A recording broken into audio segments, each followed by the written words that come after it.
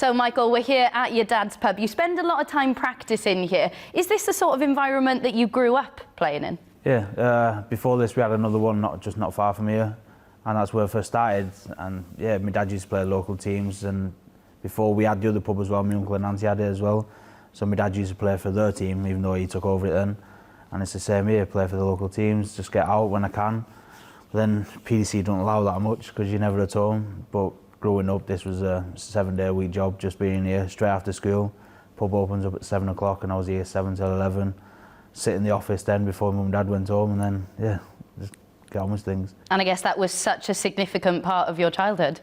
It was until, well, only started when I was about 14. Like, up until being 14, I had no clue what darts was, didn't interest me. My dad played a lot, but I just thought it was boring.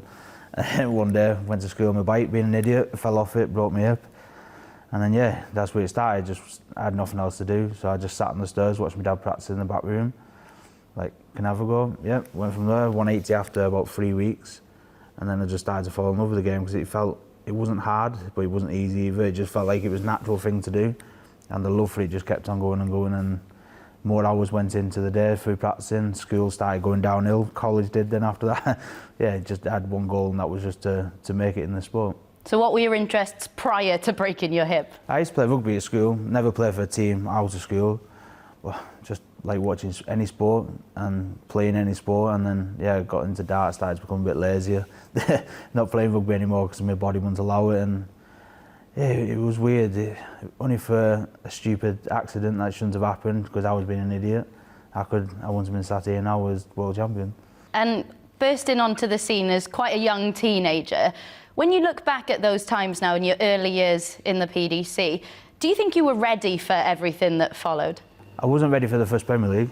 I know that for a fact, but it's Premier League, you can't turn that down. And that room, I think, for a year and a half then I didn't win a game. I played 30 Pro Tours. I only got past the second round twice.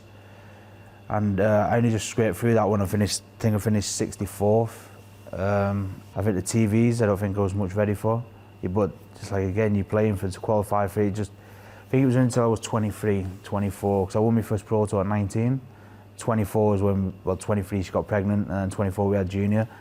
I had responsibilities then. So when he was born, I had to give myself a kick up the backside and get ready for things, and things just felt natural then, it felt more easier. I had a responsibility which I'd never had, and I think it just made life a lot easier for me then.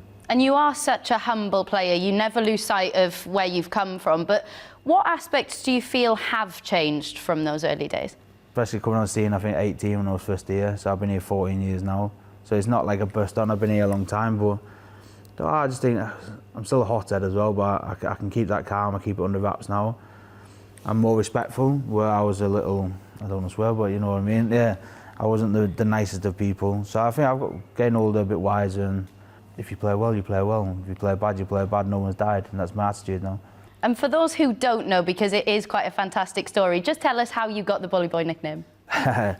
School holidays, this before I even played darts, so on school holidays I used to go down to my other auntie's pub, which is in Manchester, or Rochdale, and I used to go down there, and the security guard, the bouncer on the pub, he used to have a farm, and every school holidays I went and worked on the farm for free. And it was a meat farm as well, and one of the cows gave birth, and we had to put the identification tag in the ear to recognise which is which, and he forgot the one, so I had it, and then so he said, keep all of that, I'll be back in a minute. It took him about 25 minutes. I'm on my back with my fingers in this calf's nose, covered in cow muck, and he just called me a bully from that, like you just said, you're a buller, messing about. And then literally trying to think of a name when I got into darts, loads of stupid ones that didn't fit.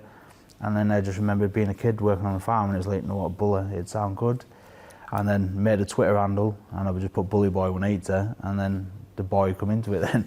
And you do come from a working class background, we know that. How important is it that you don't lose sight of it? Yeah, when I first come onto the scene, like mum had 5 jobs, where she'd be a cleaner and some working in the pub, whatever. Dad was working in the trucks, working away for like, we were 5 days a week, 4 days a week, whatever. So she had all them jobs just to pay me on tour, because back then when I first started, I think it was like 65 quid enter. If you won a game, it was 50 quid for winning a game, and then it went up to £100 to enter. So they had all them jobs, and when I did win money, if I earned enough money, what they paid out, that comes straight back, but then I was penniless again, so they'd have to pay another one. And then just going up, winning money, it was like, you know what, they worked so hard for it, and once I did make it, they quit all the jobs, just went into the pub game again. and it made life easier for them. And just by me playing well, like now my dad works for me as a driver, he gets a salary from me as well.